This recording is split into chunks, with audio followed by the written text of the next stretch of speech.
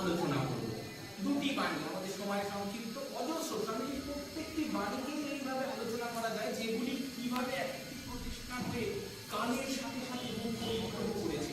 এবার আমরা আসছি আর একটি বাণী, they alone live live for other, জগতে তারাই বাঁচে যারা শুধু অন্যের জন্য বাঁচে। এটি কলকাতা অভিনন্দনের উত্তরে স্বামীজি বলেছেন, জগতে তারাই শুধুমাত্র বাঁচে যারা অন্যের জন্য বাঁচে, they alone live live for other. এটি আরেকটি ঘটনা, আরো কিছু মহাপ্রাণ মানুষের কথা। 1898 বেলুর মঠ তখনও গড়ে ওঠেনি, নীলাম্বর বাবুর বাগান বাড়িতে মঠের কার্যকলাপ হয়, ওখান থেকে মঠের তদারকি হচ্ছে, আগামী দিনে সত্যে পাকানো হচ্ছে, প্রদীপ জ্বলে উঠবে। ওই সালে উজিরপুরের এক ত্যাগী যুবক, ত্যাগী ভাব নিয়ে এসছে, এক ত্যাগী যুবকই বলা যায়। তিনি ডাক্তারি ছাত্র, 2 বছর ডাক্তারি পড়েছেন, 24 বছর বয়স, নাম দক্ষিণারঞ্জন গুহ। স্বামীজির কাছে এসেছেন মঠে জয়েন করবেন বলে। স্বামীজির তো অদ্ভুত অদ্ভুত ব্যাপার, সমস্ত কিছু দেখি।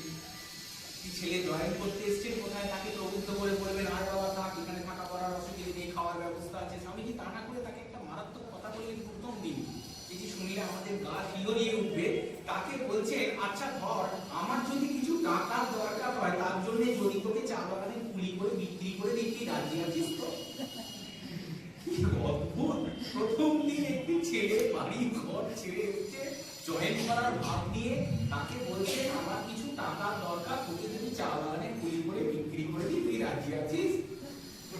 সেও কল্যাণানন্দজি সেই সময় বরফ আনতে গেছে, আমি রাজি আছি। স্বামীজি এক্সপেক্ট করেননি হয়তো যে সে সঙ্গে সঙ্গে এটাকে অ্যাকসেপ্ট করে নেবে। এরপর থেকে আসলে জিনিসটা শুরু হচ্ছে। দ্বিতীয়বার বিদেশ যাবে, বিদেশ যাওয়ার আগে তাকে সন্ন্যাসের মধ্যে দীক্ষিত করলেন এবং তার নাম হলো কল্যাণানন্দ। এখানেও আরেকটি মজার ঘটনা, সন্ন্যাস দীক্ষার পর দীক্ষার নিয়ম অনুযায়ী গুরুকে দক্ষিণা দিতে হয়। স্বামীজি তার থেকে দক্ষিণা চেয়েছি, সে তো মঠেরই, তার জন্য তো দক্ষিণার ক্ষেত্রে আমরা মায়ের ক্ষেত্রে কি দেখেছি বা মহাপুরুষ মহারাজের ক্ষেত্রে অনেক সময় দেখেছি ভান্ডার থেকে হাতে কিছু ফল টল ইত্যাদি দিয়ে এবার গুরু দক্ষিণা চাইছে, সেটাই সে হাতে তুলে দিচ্ছে। একদম খবরদক শূন্য সন্ন্যাসী, সদ্য সন্ন্যাস মন্ত্রে দীক্ষা হচ্ছে, স্বামীজি সেখানেই তাকে দক্ষিণা চেয়ে বসেছে। এত বুদ্ধিমান, বলছেন তুমি আমায় দক্ষিণা দাও, গুরু দক্ষিণা দাও। সে এই গুরু দক্ষিণায় কি উত্তর দিচ্ছেন, বলছেন আমি নিজেকেই আপনার দাস করে আপনাকে নিবেদন করছি।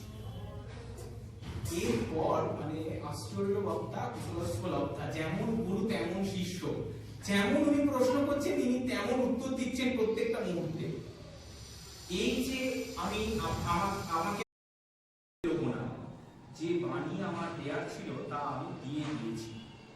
আর যেদিন লীলা সংকরণ করলেন সেদিনের কথা তো আমরা জানি। বলছেন যদি এখন আর একজন বিবেকানন্দ থাকতো তাহলে সে বুঝতো বিবেকানন্দ কি করেছে। ঠিক আগের বছর, যে বছর স্বামীজি লীলা সংকরণ করছেন তার আগের বছর 1901 থেকে শিলংয়ে বলছেন মৃত্যু যদি হয় তাতেই বা কি আসে যায়, যা দিয়ে গেল 1500 বছরের খোরা। খুব গুরুত্বপূর্ণ, বলছেন যা দিয়ে গেল 1500 বছরের খোরা। যুগ প্রয়োজনে স্বামীজির কথা, আবির্ভাব, এগুলো আমরা আলোচনা করবো আজকে। সেই আলোচনার সূত্রে প্রথমেই যে বিষয়টি বলা দরকার সেটি হচ্ছে মহাপুরুষদের জীবন এবং বাণীর মূল্য নির্ধারিত হয় পরবর্তী সময়, যখন তারা থাকেন না।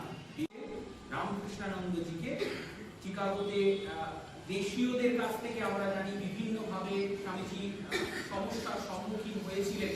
আমি আজকে তাদের নামগুলো করতে চাই না। সেই যে জায়গাগুলো, সেই যে দুঃখ যন্ত্রণা, সেই নিয়ে আলোচনা করতে করতে উনি বারবার ঠাকুরের কৃপার কথা লিখছেন এবং লিখতে লিখতে ওখানে বলছে I am A voice without a form, আমি এক অশরীরী বাণী।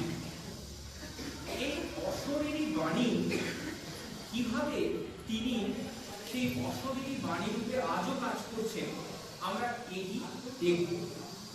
প্রথম আমরা স্বামীজি বিখ্যাত একটি কবিতার কথা সবাই, জীবে প্রেম করে যেই জন সেই জন সেই ঈশ্বর। এটা খুব প্রচলিত একটি কমন বিবেকানন্দ বললেই এই বাণীটা সবাই বলতে পারে। তার আগে আরো কতগুলি লাইন আছে। বহুরূপে সম্মুখে তোমার, এটাও আমাদের পরিচিত। তারও আগের দুটি লাইন আছে, একটি দীর্ঘ কবিতা শেষ অংশ, ব্রহ্ম অতি কিং পরমাণু স্বর্গ এই প্রেমময় ইত্যাদি। এখন প্রথম এই কবিতা প্রকাশিত হয় উদ্বোধন পত্রিকার দ্বিতীয় সংখ্যায় 1899 সালে, এবং এই কবিতা একটি অদ্ভুত প্রতিষ্ঠানের জন্ম দিয়েছিল। আমরা আজকে প্রথম গল্পে সেটি শুনব। এই কবিতা 1899 সালে উদ্বোধনের দ্বিতীয় সংখ্যায় প্রকাশিত হয়েছে। তার একটু আগের অংশ চারুচন্দ্র। এই চারুচন্দ্র দাস সেই সময় এক যুবক, কলেজে পড়া একটা ছাত্র সেই সময়কার দিনে। এই চারুচন্দ্র দাস এই রথ স্বামীজি সেই সময় যখন টেনে আনছেন, স্বামীজি বসে আছেন, তখন তার এক অদ্ভুত অনুভূতি হয় যেন তিনি জগন্নাথের রথ টানছেন। চারুচন্দ্র তার আগে থেকেই একটু এই রামকৃষ্ণ বিবেকানন্দ ভাবধারার সঙ্গে আস্তে আস্তে পরিচয় হচ্ছে তার, এবং ঠাকুর চলে গেছেন কিন্তু দক্ষিণেশ্বরে গিয়ে মাঝে মাঝে একাকী নিভৃতে থেকে ভগবানের চিন্তা করে, ভালো চিন্তা করে।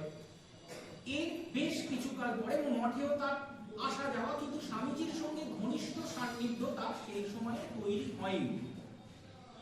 এই পর্বে বেশ কিছুটা সময় বাদে চারুচন্দ্র তার বাবা বিশেষ ট্রান্সফারেবল চাকরি ছিল, বিভিন্ন জায়গায় ঘুরে ঘুরে যেত, এবং জীবনের নিরঞ্জনের মনে অদ্ভুত শিহরণ তৈরি করে দেয়। সেদিনটা এইভাবে কেটে গেল। পরের দিন সকালে জামনিরঞ্জন গঙ্গায় স্নান করতে যাচ্ছে, আর ছত্রে ভিক্ষা করে তারও অন্য সংস্থান হয়। গরিব মানে এইভাবেই এরা জীবন কাটাচ্ছে, ভগবানের জায়গায় পড়ে আছে, ভালো হতে চেষ্টা করছে, একটু সোশ্যাল ওয়ার্ক করে, সামাজিক কাজ করে, সেরকম ভাবে এবার স্নান করতে যাচ্ছে। খুব ভোরবেলায় অল্প অল্প আলো ফুটেছে। এই সময় তার হঠাৎ কানে আসে আবর্জনা স্তূপের মধ্যে থেকে একটি গোঙানির আওয়াজ। ফিরে তাকিয়ে দেখেন একটি মা বৃদ্ধা নোংরা আবর্জনা এবং মলমূত্র বেষ্টিত অবস্থায় পড়ে রয়েছেন, আর মুখ দিয়ে একটু শব্দ করছেন। জামিনরঞ্জন এগিয়ে যান। এগিয়ে গিয়ে প্রথমেই নিজের একটু সংকোচ স্বাভাবিকভাবেই হচ্ছে, কিন্তু সত্যি তাই। এরপর স্বামীজি চলে গেলেন, তার লীলা সংবরণ হয়ে গেল। এই যে একটি কবিতার লাইন, বিবেকানন্দের পরোক্ষ প্রভাব, I M A voice without form, আমি এক অশরীরী বাণী।